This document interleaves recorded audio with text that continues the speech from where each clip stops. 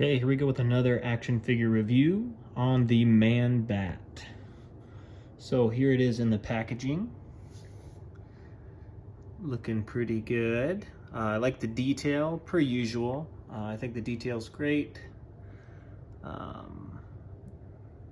Yeah, the sculpt just looks really good. Definitely looks like there's an opportunity with some dry brushing, or not dry brushing. I mean, we could dry brush, but definitely some black wash. So I think just like I did with the Killer Croc one recently. So if you haven't seen that, feel free to check out that video.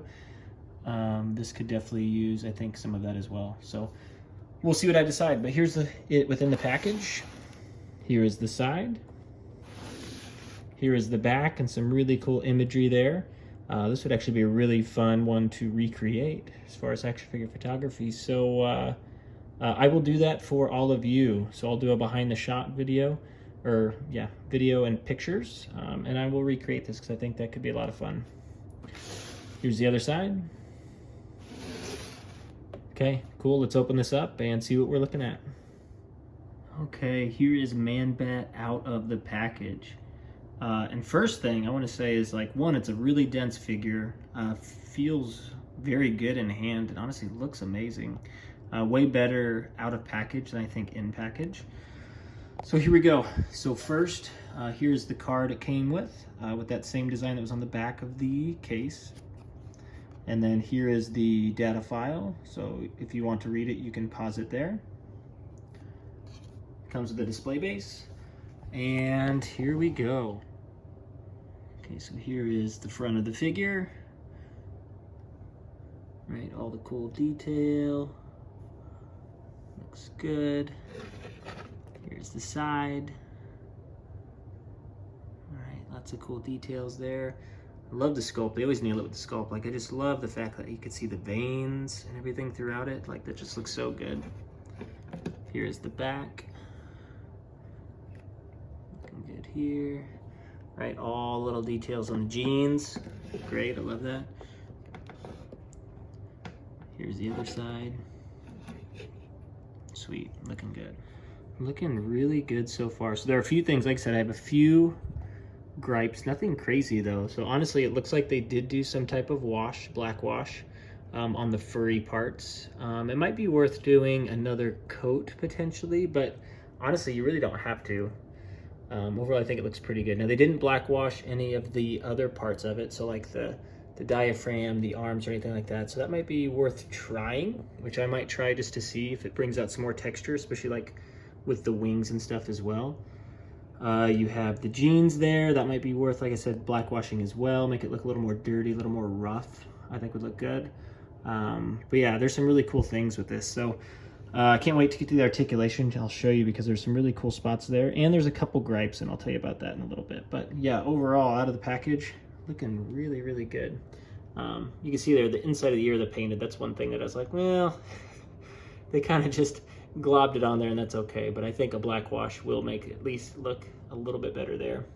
But they did wash the teeth, though, so look at that. Inside teeth, there's a little bit of pink, it looks like, on one of the fangs, but overall, that looks pretty good, in my opinion. Okay, here we go. Let's get into the articulation. I'll show you what I'm talking about. Okay, here we go. Let's get into the articulation. So some pretty cool stuff here, because I wasn't really sure how it was going to be articulated. I don't know how you guys feel about some of the joints, but for me, I've really been enjoying the joints for McFarlane toys. I know some people have broken a few or whatever, but what I like is that, like, all these joints, for the most part, I mean, some of them are loose, but for the most part, they move really, really well. I haven't had any, like, stuck, which is good, because, you know, I've had a few NECA figures and a few other brands that, yeah, just some of the joints don't work, they get stuck, kind of hinders them a little bit, but this one's good. I've been really enjoying it. I think McFarlane's been somewhat consistent. If you haven't noticed that, then you could drop that in the comments for us if you'd like, but I think overall, for me, it's worked pretty well. So first, the articulation, some of the really cool pieces here. So you have head articulation. So the thing is, it doesn't move too far up or too far back. And when I first noticed that, I was like, oh, well, that's a bummer. But if you look right here where this crease is, there is articulated, so it can move down and it can move up, which I think is really cool. So I was really stoked about that articulation right? So it actually gives it a really cool dynamic. So when you have him crouching, right, you can stick it up like that, and he can actually look directly at it, which I think having him crouch is very menacing. So to go into the next part, right? So he can bend back this far. He can crunch forward pretty far as well, which is nice. You have really good shoulder articulation. You have elbow articulation and a ball joint there, so it does rotate at the elbows, which is nice. You have rotation of the hips. Okay, leg goes up about that far, goes back about that far. Can do the splits. One thing that is weird is that this is as straight as it gets. You can't make him stand straight, which, I mean, I think that's fine. I think it would be a weird figure. I mean, I don't think many people would pose it straight, but it does have double jointed elbows.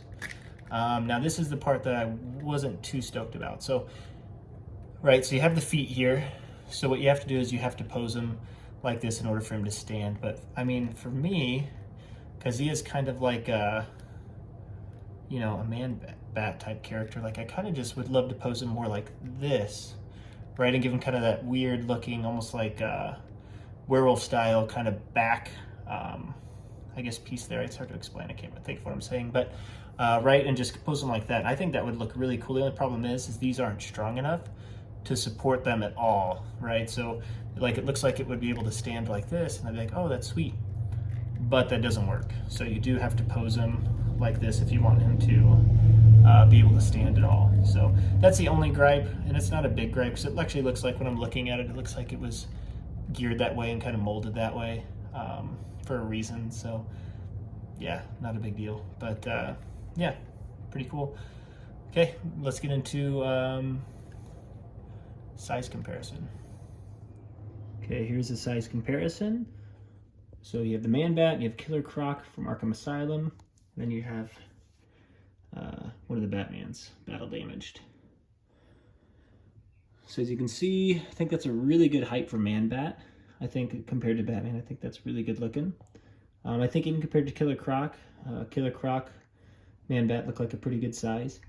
I did say in the last review I did with Killer Croc, I think he's a little short, in my opinion, of what I kind of remember him from the game anyways. I could be wrong, but I think they could have made him a little bit taller, a little bit bulkier in my opinion. But overall, good looking figure, and you can tell I did blackwash this one to make it look a little bit more detailed.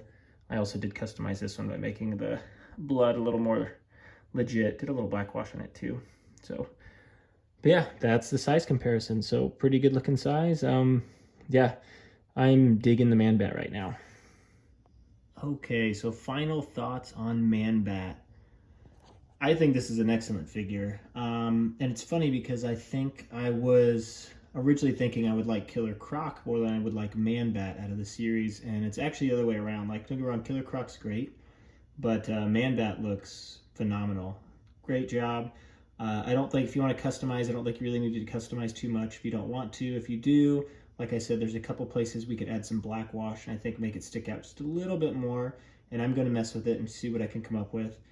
Killer Croc only took like 15 to 30 minutes to do any of that, so I'll probably do the same with Man-Bat just to see what I can come up with.